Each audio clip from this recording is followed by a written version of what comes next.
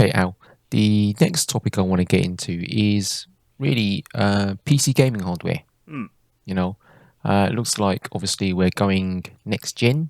Yeah, yeah. And that is obviously around CPU and GPU. Mm-hmm. Now, for this podcast, I'm really going to focus on CPU. Yeah.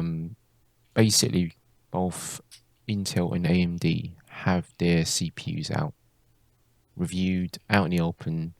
I think the Intel one's not up for sale just yet at the time of recording, but obviously, the NDAs are done and the reviews are out. Yeah. And we'll get to GPUs for the next podcast. As of this time, AMD are yet to release their RDNA 3 cards.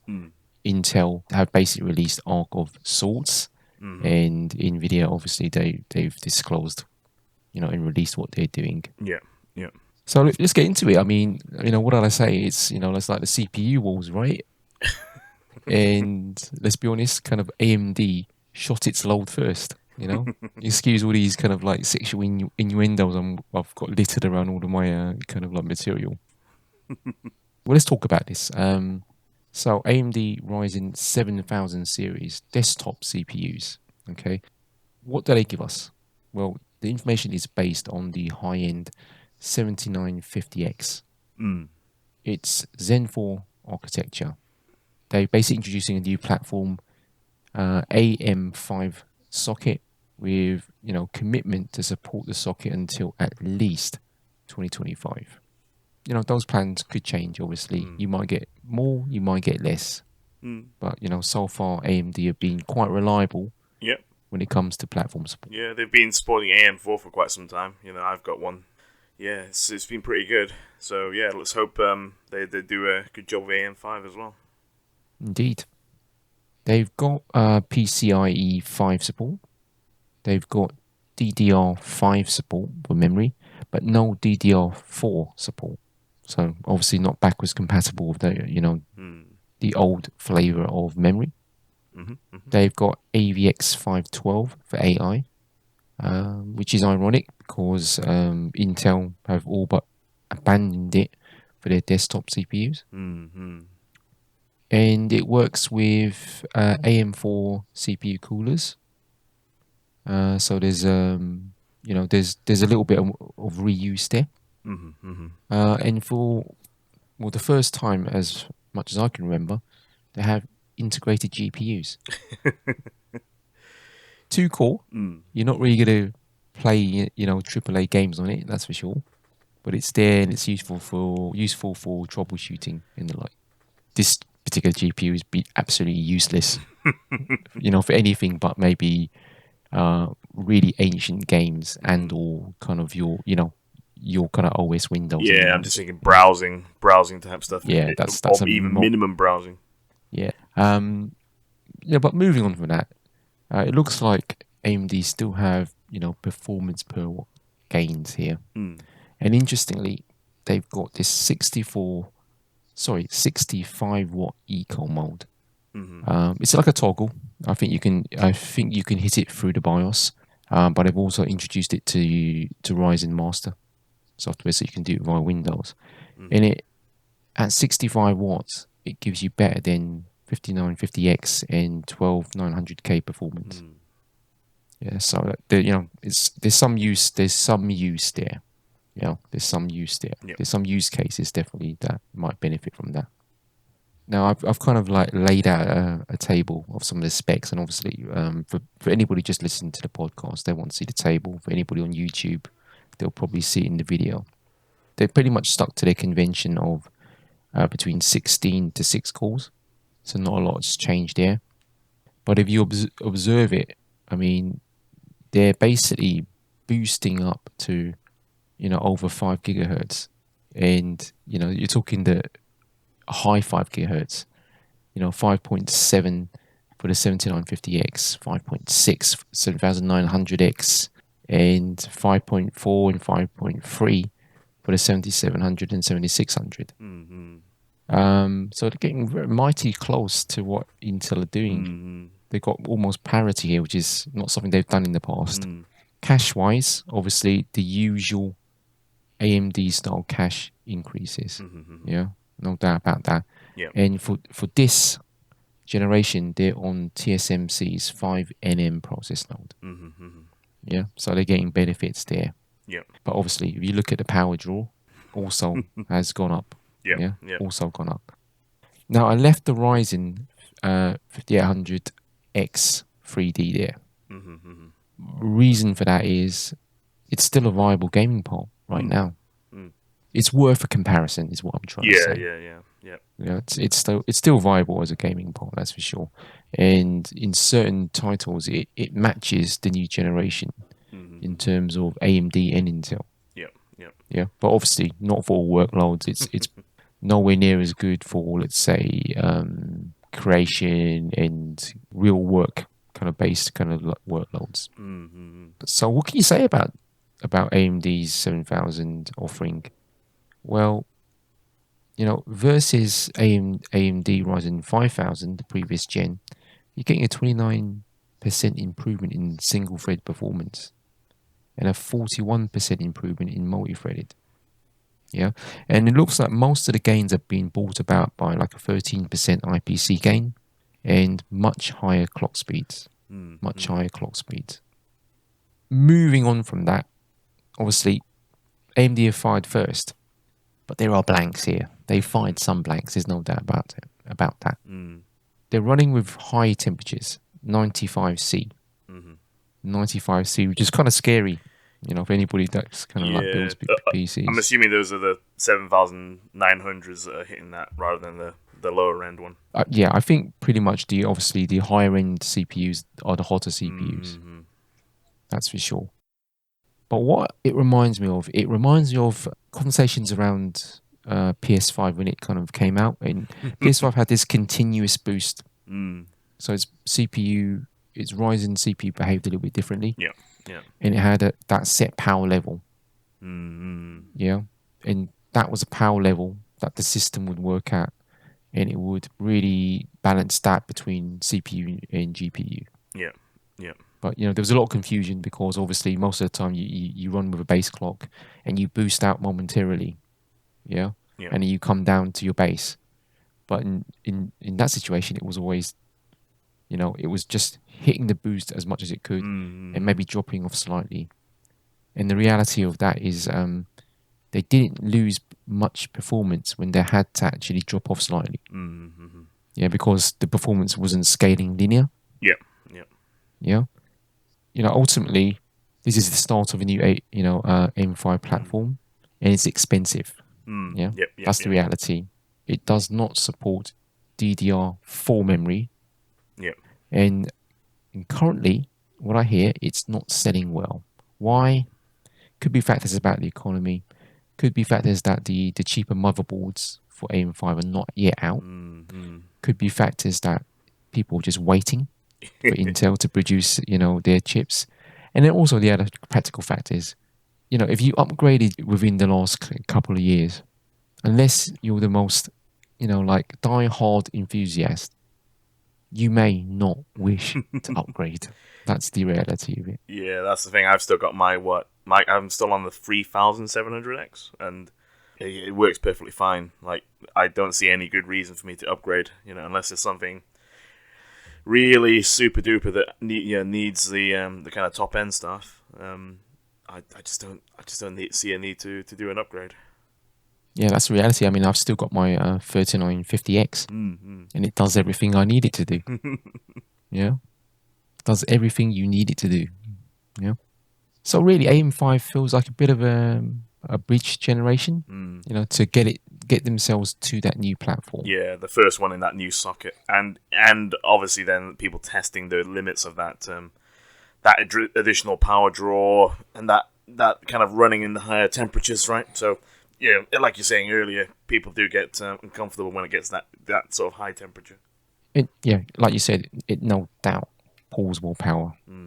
Yeah, than previous gens. But what people have observed is that it doesn't seem to throttle at these high temperatures.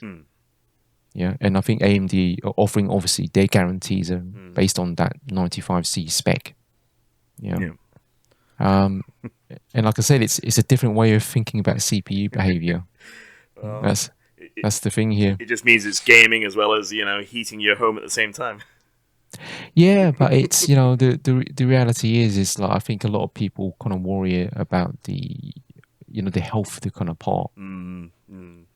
more so than the heat of the Yeah, room. yeah, yeah, You know what I yeah. mean? But it's yeah. I mean it is. I mean that's a high temp by Mm, any stretch of the imagination. Yeah. But again, it feels like they're pushing it as hard as they can, right? And in past generations, anything that goes up to that level of temperature, the mm. immediate thing you think it will throttle, Yeah, yeah. and that's your main concern. But this isn't doing that. Mm, I mm, mean, I'm sure it throttles a little bit, mm, but from what I've seen, from what I've been hearing, it's not at all significant, and this mm, is why I mm. think it's got shades of that whole PS5 Yeah, the interesting thing conversation. is whether the motherboard manufacturers are also going to be, because there's standard sort of heat temperature alarms and stuff. Whether they have pre-adjusted it to it as well, even with the new AM5 socket. So I'd New imagine they would have motherboards, done if they worked with yeah, new AMD on it. chipsets, new BIOSes, Hmm. all of those things you can actually set anyway. Yeah, you can manually set, but the Yeah, yeah, defaults. I mean, I've not touched my default alarms yeah. on my one. Those defaults are pretty much set by the chip manufacturers and the Mm-hmm. motherboard manufacturers themselves. So it's not like a how would you call it a global standard that everybody adheres to. Yeah, yeah, yeah, yeah. It would have been subject to their own testing to prove out what scales they wanted. Yeah, and people basically also do insane things with overclocking Yeah, with these yeah, parts. It's not as if it's kind of unheard of. It's just that for a standard consumer, yeah, yeah. right, and kind of like your standard enthusiast, 95 Cs. Wow, Mm-hmm, what's going mm-hmm. on here? And to be clear, this is a fast part. Mm. When we're talking about a 29% improvement in single threaded and a 41% improvement on multi threaded, Yeah, that's more than the last gen. That's yeah. more than from 2000 to 3000. Was it That's also a massive for jump. was it also for this one? AMD lowered the prices of the ranges, or was it Um, parity in terms of how they no, do the no. 800s to 800s and They stuff. seem to lower the price of the top end chip Mm-hmm. by $100. Yeah, I think that's what I heard. So Yeah, okay, cool. yeah, but everything else was seemed to be parity Mm-hmm. with their previous gen. But it is a massive jump, in terms Mm-hmm. of performance. People kind of, I think they're clear, but they kind of like the aspects of temperature and expense and power draw sort of kind of overshadowed it. Yeah, cool. Now moving on to Intel. Well, Intel, that's a big gun, right? Obviously, Intel 13th Gen Raptor Lake desktop CPU. Now, again, this information is based on the high end 13900K. It's on the Intel 7 node, which is what we understand 10nm, or at least Intel's variant of it. Raptor Lake again is got a hybrid big and little core config with new Raptor Core P cores, but the same Gracemont E cores.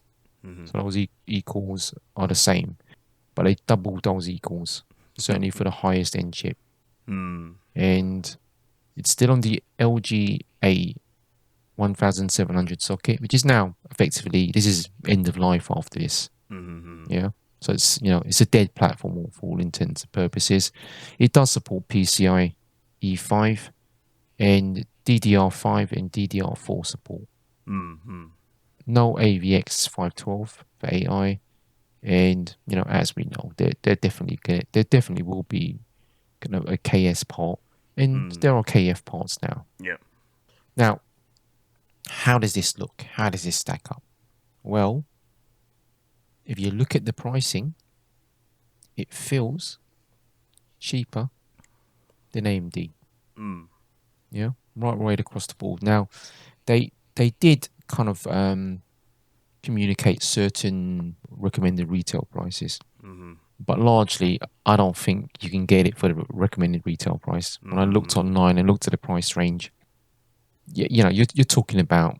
I mean, certainly for the top end chip, they were saying $599, but really I've seen it between 629 and £699. Yeah. Yeah. So effectively, the price of Intel, the price of AMD's top end. Likewise for the 13700K and the 13600K. Yeah. Yeah. So yeah, the RRP's somewhat misleading. Mm. Core wise, you can see they've gone with an 8P core, 16E core at the top end, 8 and 8 for the 13700K in the middle end, and 6 and 8 for the 13600K. But all that really shows us is that Intel have got some sort of a core count advantage now, even if it's in consistent size cores all the way across. And look, the max boost clocks are comparable, very comparable. Each one of these guys is over 5 gig. Yeah, but their core count is obviously the P and the E cores that's combined. Yeah, definitely combined. They've upped the cache as well, so it's obviously that's helping with gaming. I've said the process node is Intel 7, but if you look at the power draw now, what they've Intel now split it between max power and base power. Yeah, the max power for the two top end chips, 13900K and 13700K, 253 watts. 253 watts, versus a TDP of 170 watts. I feel they draw more than that if allowed to. Yeah. But just to be clear. Now I've left the 12900K there because I think it's again, it's still very much a viable part, especially for gaming. Yeah. And if you look at it, it's retailing for £100 less than the new 13900K. Yeah. Now, what can I say about Intel's 13th Gen Raptor Lake? Well, compared to Intel's 12th Gen, 15% improvement in single-threaded, and that was already good. 41% improvement in multi-threaded, and the large gains seem to be brought about by certainly the clock speeds for single-threaded, and really for multi-threaded, the combination of the actual threads, cache, and clocks, that combination. Yeah. Now moving on, again, it's not kind of like plain sailing for Intel either, because people have basically measured a 300-watt power draw when all cores are engaged on the 13900K, and it's measured 100C in bursts. So it's already breaching the max, even what Intel is saying. So yeah, the max is, I don't know what you call it. It's not really a max, is it? Like an average max or something. Yeah, something along those lines. But it gives you an indicator rather than an absolute. This is what it's going to do. Yeah, like the TDP capped at that one. Yeah. Yeah, but it's actually been measured to hit 100C. Yeah. Again, I said it had shades of this continuous boost that the PS5 used.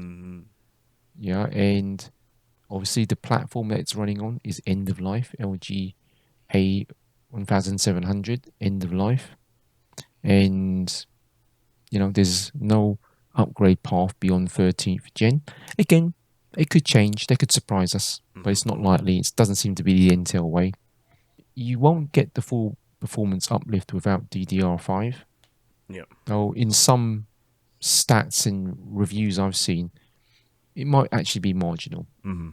Yeah, might actually be marginal, but there'll be some workloads in which obviously DDR5 will give you a clear advantage. Yeah. And obviously more power usage than previous gens, and there will be high temps, no doubt about that. Yeah. What else can we say about Intel's 13th gen? Well, even with these power levels and temps, it too does not really throttle.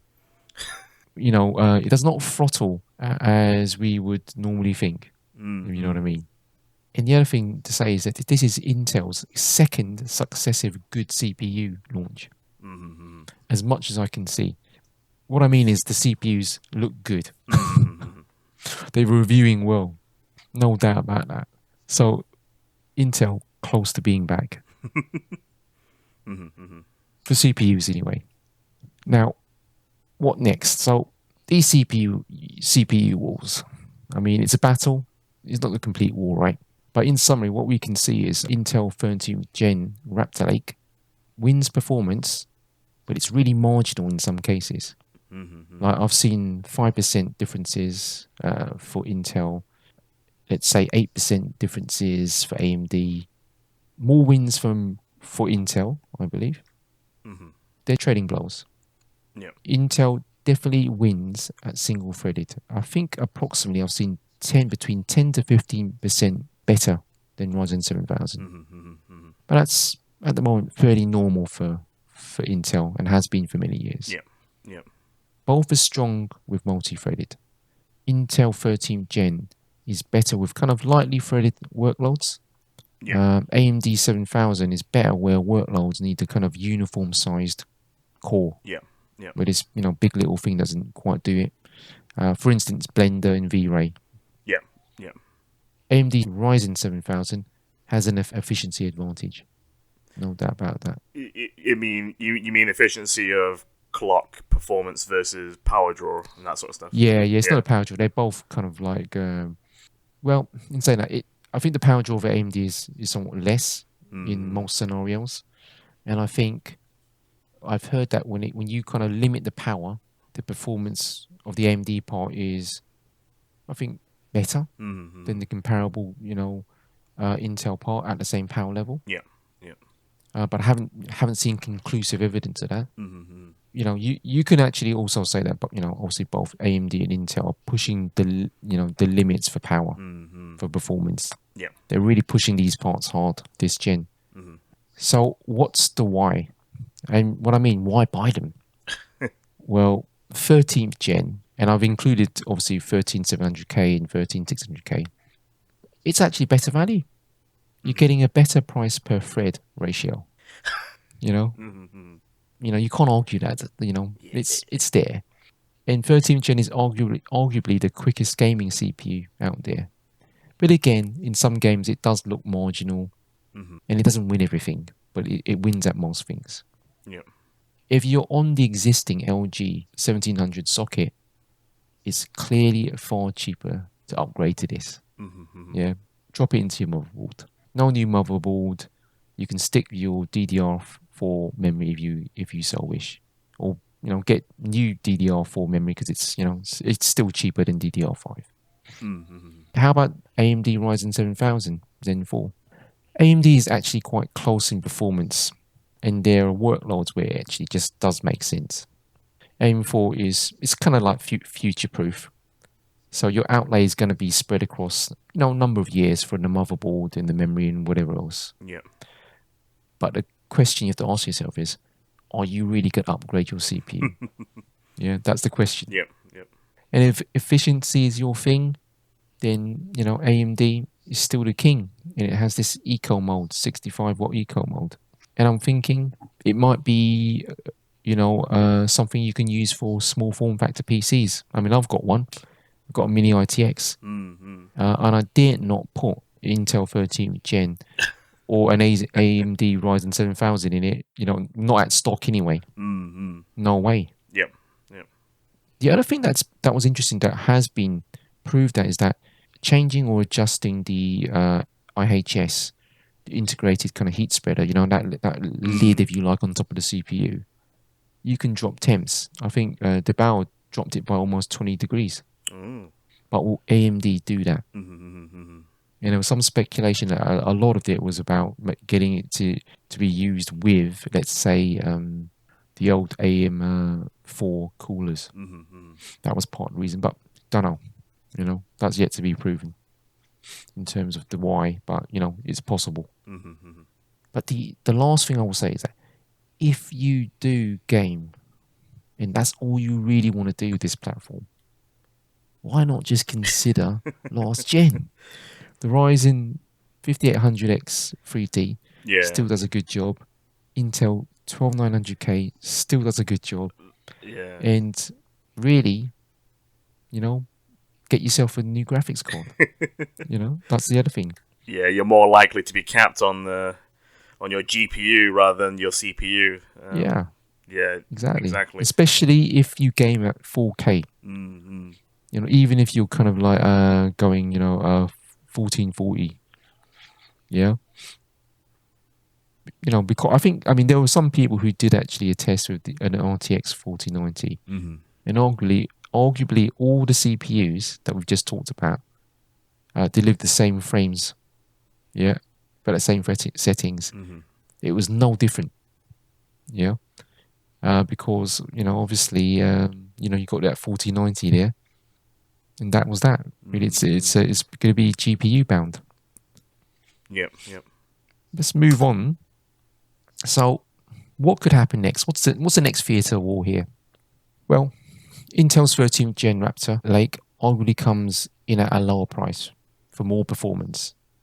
You can't really debate that. I think that's the reality, even if it is slightly marginal in certain circumstances. Mm-hmm. AMD's Ryzen 7000 arguably has far better efficiency, but is this a factor for most consumers? It may be one day. Looking at the surging cost of energy and the way the economy looks.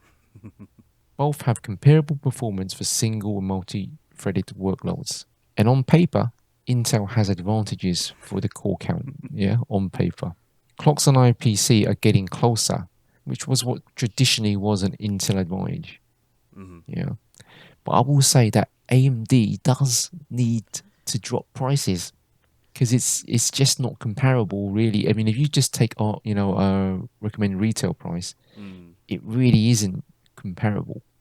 Yeah, because you're getting less performance for more money. Mm-hmm. Yeah, that is the reality, and that's kind of been proven, really. Mm. And the other thing I would say, does AMD's 6-core 7600X actually make sense? Yeah, does it need this SKU? And should a 6-core part now replace maybe the 4-core budget CPUs? Because things have moved on. And if you're looking at it, Al, if you look at the prices, you can see. Yeah, in terms of your top end, yeah. Yeah, and all of the Intel CPUs do outperform the AMD ones, even if it is marginal. Yeah, they trade blows, but but there are definite kind of performance advantages. Yeah, it just kind of depends, right? Because I think the thing that's probably missing from these sorts of things is that you almost need to do like a bit of a weighted average on those cores, because you've got the P and the E cores, in order to at least do some level of comparison based on clock speed. That's the sort of thing that probably someone needs to average out, at least for multi-threading. Obviously, for single core and sort of mostly for gaming, etc., then Intel definitely has the advantage. But at the cost of more power draw. Yeah, I mean, the performance has been proven just by kind of running kind of benchmarks and applications for single and multi-threaded. So, for that, it's fairly conclusive. Even if it's just like I said, in certain circumstances, kind of a little bit marginal. Yeah. But there's a clear winner here. So even though Intel does have, let's say, these E cores, I think they're better than what we think they are, and the P cores themselves pretty good.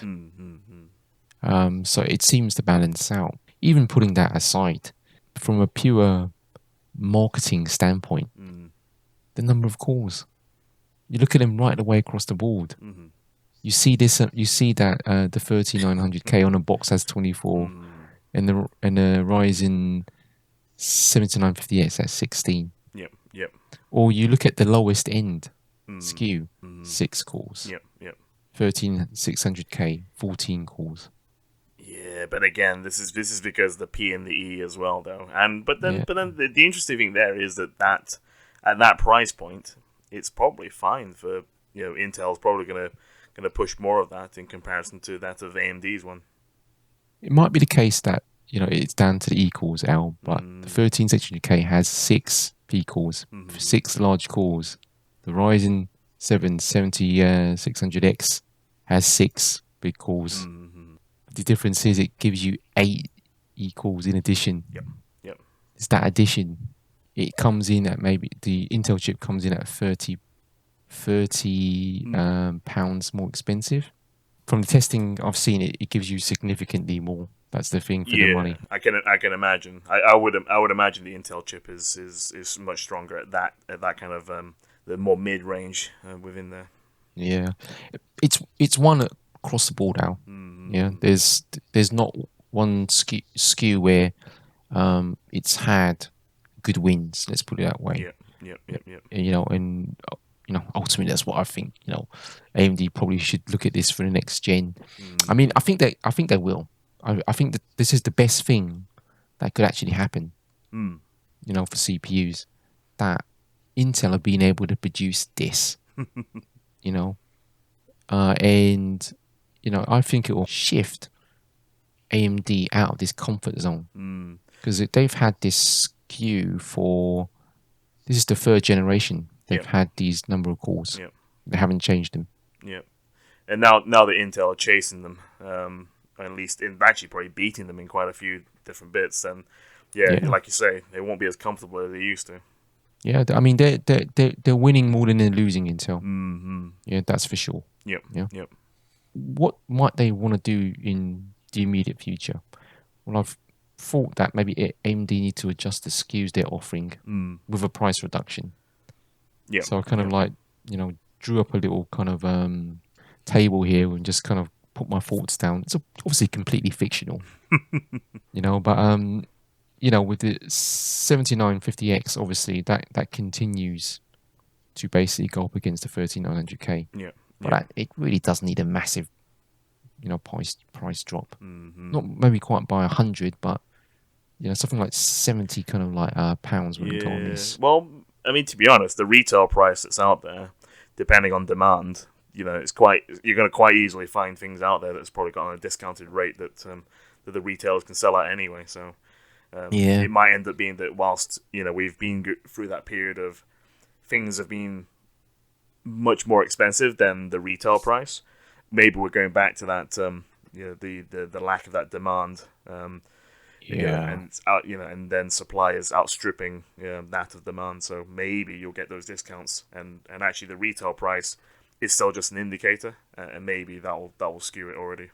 Yeah, I think AMD do need to give that indicator though, because retailers will kind of mark down in and around that. Yeah, and that's the first number. Anybody that searches information about these chips will see mostly. Yep. Even the Ryzen 7900X, I just felt that can't be a Ryzen 9 anymore, surely. Right? Surely that has to be going up against something like the 1300K. 13700K. Yep. And getting a price drop to be a bit more competitive with it. And 7700X is a Ryzen 5. And have that take on the 13600K really. Yep. Give it a bit of a price drop, and basically get that competing with the 13600K. Yeah. I mean the 13600K ironically will still have a core count advantage, but with eight big cores versus 6 big cores, and plus the 8 E cores. It seems to be a fairer fight. I mean, maybe AMD is just taking the tack and saying, let's just, this gen, we're not going to fight them as hard. And to be honest, with a global recession, maybe that's fine for now. They'll sell significantly less if they're not competing on price. But maybe they're okay. Maybe they're going to draw their attention to something else. I don't think they're thinking like that at all, Al. I think they basically thought they did enough. Well, if they're the first ones to also put the information out there, then Intel could have strategized behind them to undercut them. Maybe, but the fact that they've not tried to increase core count and priced some of these parts as much as they have, maybe not on the higher end but on the lower end, makes you wonder, are they getting complacent? Recently I think AMD's market capitalization actually outstripped Intel's. It would have done, I think. I think it Yeah. would have, because Intel was struggling that hard, and Yeah. AMD had that momentum. So Yeah. And 5 years ago, AMD was a company that seemingly were going out of business. Indeed. So if you think about it from that perspective, you kind of wonder what's going on here. Are they getting complacent? And Are they becoming Intel, the Intel? yeah, well, absolutely. Yeah. I mean, we always said like it doesn't take a lot, does it? These companies are all the same, and you want Intel to give them a boot up the arse, and vice versa, obviously. Yep. Because that just drives up kind of innovation in the like. Yep. But look, the future's bright. I mean, for all the kind of negativity we've touched upon, there's a lot of positivity. These are outstanding pieces of kind of silicon. They really are really good. Yeah. Yeah. But obviously, it comes at a cost. Comes with a kind of a specific kind of like power draw. No doubt about that. But things are marching ahead, and on the slide we're looking at right now, I kind of posted kind of some roadmap information for both Intel and AMD. I think we pretty much know in 2023 AMD has X3D variants of the 7000 series. And I will be honest with you, I would expect them, based off of that, to take back the gaming crown quite comprehensively. I think it's probably about between 15 to 30% increase just by putting 3D cache on the 5800X 3D, and obviously wasn't good for all workloads, but certain stuff, gaming, there was a few niche workloads, creativity based workloads that it kind of worked well with. I'm expecting that to make waves. And the last time around, that's their first generation with Vcache. This time, a generation of maturity. Quite interesting to see what happens. But will they release just the one SKU again, or will they release multiple SKUs? I'm hoping that this heightened competition that Intel has provided them will mean they will release multiple SKUs and provide some discounts, on the existing SKUs they have. In 2023, I think they're also looking to release Zen 4C. But what is it? I think C means compute or cloud. But the reality is it's about packing as many cores into a specific space, and I think it's all designed for kind of cloud-based computing, much as I understand it. But my thought process was, could this be their answer to like Intel's E-cores if they really wanted it? Yeah. I think it's. I strongly believe it's for the data center. It's for like really dense computing clusters for cloud computing and the like. So they can pack in more in a kind of like smaller space.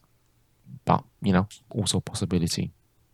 In 2024, Intel has Meteor Lake and Arrow Lake, and I think we can expect an increase in core count from these guys. Yeah.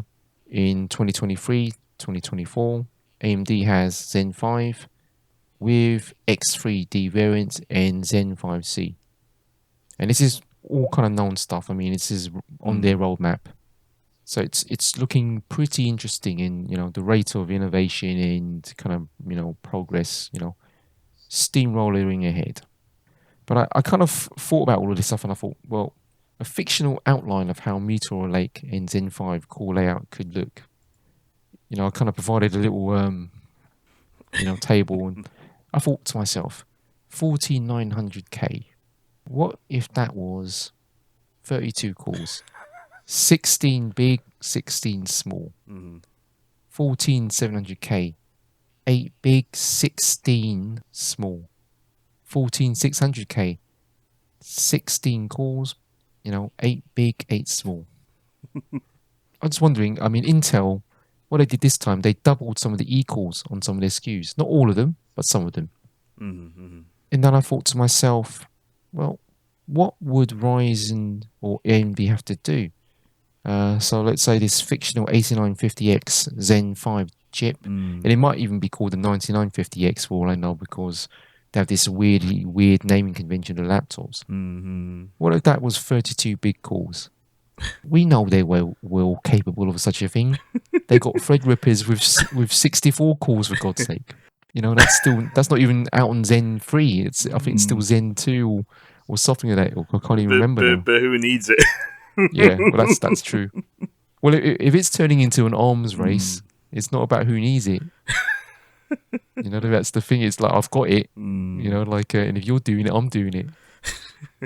But you imagine an 8900X with, 16 cores. And that would be a Ryzen 7, and then a Ryzen 5, 8700X with 12 cores. Yep. But that's going on the basis that, Intel are not going to basically double more of their kind of E-cores. Because you imagine that it was 16 big cores plus 32 E-cores. What would happen then? AMD have been long rumored to be working on this, it's called SMT4, which is, it's still a variant on simultaneous multi-threading. Obviously now it's 2 threads, but they've apparently been working on something that gives you 4 threads per core. Yeah. Or what if they did decide to use something like Zen 5C, like an E-core, as a cheap way of getting you kind of more cores? Yeah, they're probably going to do it just to have a bit of an experiment, because just in case it actually does work, and how should I say, productivity and other things, or gaming, can take advantage of both the P's and the E's, in a similar fashion. And if the software is able to take advantage of it, AMD needs an answer. I mean, the one thing I would say is that haven't Intel proved that it already works? You know what I mean? The kind of philosophy around it works, and AMD could stay being the big core company, because they might say, look, okay, listen, what we'll do is offer you 32 big cores. Yep. Or supplement your system with 8 small cores for certain workloads. Yep. Yeah, they could do that. Yep. I am kind of saying it could develop into an arms race, because that number that was AMD's number for a long time. Now it's Intel's number, and whatever you say about P or E cores, is still a number. No one's gonna put a weighting on that box. Yeah, no one. But I did think the other thing that AMD could do would be to offer 3D Vcache day one. Just offer it day one. If they've proven that is going to work, and the cost increase doesn't skew it too much, so that they're not as competitive with the existing Intel kind of chips. I think it's expensive. That's the thing. So if it's expensive, then maybe not. And then the question becomes, what's the reason to have it? If it significantly boosts gaming, if it significantly boosts other kind of workloads, then there's a reason for people to have it. Yeah, I mean, I do think it will largely depend on AMD's margins. They were first to the mainstream with kind of chiplet technology. It has to help with their yields. Yeah, and 3D Vcache. Actually, I got to stop calling it 3D. I mean, like, Vcache, right, should be a maturing technology. This is the second generation we'll see it. So the reality is, does that mean maturity means kind of reduced overhead in implementing the thing? Yeah. But looking at the roadmap, it seems they're hell bent on offering a variant of it. I mean, Intel usually produce their KS products, which is something with a better bin chip with a higher clock count. Yeah. And I think really maybe that's their way of thinking about it. But it's super interesting, Al. It's super interesting. I mean, I won't get any of these chips. Don't get me wrong. I'm quite happy with what I have. Yeah. And I see no reason to change. Yeah. But I've got to admit, Zen 5 and Zen 6, I'm gonna struggle not to. Yeah, I think I'm similar. I think we're both on that same that same generation, right? Because I think we were probably talking a lot when we were buying the 3000 series. So yeah, I can imagine us having a look at that again, and with a lot of interest to see if it's the right time to go in. Yeah, and then admittedly, it might not even be an AMD chip at this rate. True, We true, just need true. to kind of watch Yep, what's going on here, because indeed. it's Intel, as far as CPUs are going, seem to be going great guns. I mean, GPU wise, yeah, maybe less so, because that doesn't look too good. But CPU wise, yeah, second successful launch. And maybe we'll get an Intel graphics chip. I'm not sure you're gonna get a good one. If I'm being honest with you, I mean the chip might be good, but the drivers are probably gonna be crap. So I'm not sure I'm gonna be buying one of them for the next 5 years. If I'm being honest with you, but that's just me talking. You know what I mean? Like they're a big company with lots of smart people. I mean, they could turn it around in a matter of Or years, will a we few see years. Nvidia CPUs? Possible, but again, pretty unlikely. But certainly unlikely for the consumer market and enthusiast market. Yeah. More likely for maybe kind of a data center and the like. That's what I'm thinking. Now, look, with all that said, I mean, gotta say, I'm super excited for this new generation of CPUs. Just basically because of what it represents, really. I mean, it just represents, two companies in this specific area who are right on it feels like they're on their A game, right? I mean, certainly there's been a lot of things that, okay, haven't sat too well. The power draw, the temperatures, yeah. Generally, the expense, yeah. Especially in the AMD's case, it's expensive, but it's a new platform. Yep. Yep. You're buying into a new platform, so that much I can understand. But really, with that competition, there's a bit of parity here at the moment. I can only imagine they're going to push each other on. And I actually thought for a long time that if Intel wasn't going to do anything, AMD would have basically sat on the existing core counts. Yep. And we would have been in a situation very much like what happened with the whole Intel 4 core situation, where we sat on 4 cores for a god awful long time. But I generally don't think AMD can do that now.